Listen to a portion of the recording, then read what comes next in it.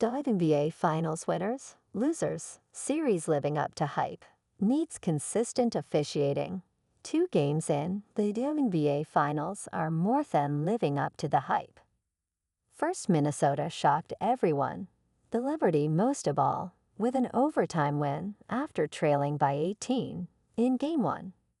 Then Breanna Stewart turned in maybe the best defensive performance of her career, or at least of her playoff career, when she recorded 7 steals in a much-needed Game 2 win for New York. Now tied 1-1, the series heads to Minneapolis for Games 3 and 4. These teams met only once in the regular season at the Target Center, and the Lynx won that one. If the Liberty can steal one on the road like Minnesota did, Game 5 will be back at Barclays Center in Brooklyn. The league, there are so many new fans tuning in for the first time this season, and the finals more than delivered, particularly with Game 1. That Lynx comeback was so thrilling and downright tough to understand if you only studied the stat sheet. Nafisa Collier went back and re-watched the game late Thursday night, something she said she never does. But it was so crazy, she needed to understand exactly what happened. There's no question the fans felt the same, and it's especially good for the league that the finals have been so good, because they're showcasing that this league has plenty of playmakers, and fans have lots of talent to cheer for. The Liberty set an attendance record Sunday with 18,046 fans, prompting New York coach Sandy Brondello to say the winner is women's basketball. The Lynx. Yeah, this series is tied 1-1, but it is really hard to go on the road and win a game in the playoffs. Going back to home to Minnesota, having spoiled the Liberty's home court advantage, is huge. Minnesota beat New York its only game in Minneapolis this season, an 84-67 Lynx win on May 25, which means it's completely feasible that the Lynx win the title at home. All WNBA defense. First, Collier showed everyone exactly why she won Defensive Player of the Year honors in Game 1, blocking 6 shots, tying a career high, and grabbing 3 steals.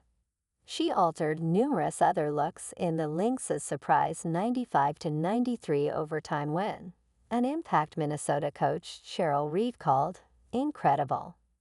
Game 2 was the Stewie Steal show, as Stewart, another first-team All-Defense selection, nabbed a career-high 7 steals, leading the Liberty to an 80-66 win.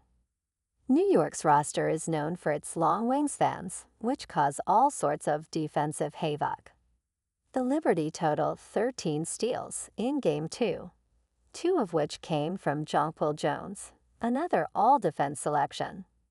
Lynx forward Alana Smith, also an all-defense player, who recorded a steal in each game, has done a terrific job defending Jones so far this series, making everything tough for her even though she has 2 inches and 32 pounds on Smith. Officiating. Who could have guessed that just a couple hours after Commissioner Kathy Engelbert was pressed about how the league is working to improve officiating, the Strikes would fumble the end of Game 1 so badly? Or rather, they fumbled the end of regulation, when the ball got knocked out of bounds during Liberty possession with minutes to play and none of the officials knew who had touched it last. It was downright embarrassing, putting New York at the free throw line with 8 seconds left, when they declined to give a whistle to Minnesota the possession before, despite Collier getting hammered inside. Fortunately, Stewart missed the second free throw, which forced overtime and let the players decide the game. Officiating was rough during Game 2, too. After barely calling fouls the first half, the second half turned it into a foul and free throw fest. All we're asking for is consistency, and for the officials to be a non-factor. Seems pretty straightforward. Minnesota's first halves, 2 days after coming back from an 18-point deficit and pulling out a miraculous 95-93 overtime win in Game 1, The Lynx again fell behind double digits in Game 2, as the Liberty built as much as a 17-point lead in the first half. Asked how frustrated she was that her team couldn't score in the final few minutes, even after cutting it to 2 twice, Minnesota coach Cheryl Reeve didn't mince words. "I'm disappointed that we let it get to 17. I'm more disappointed in that," she said.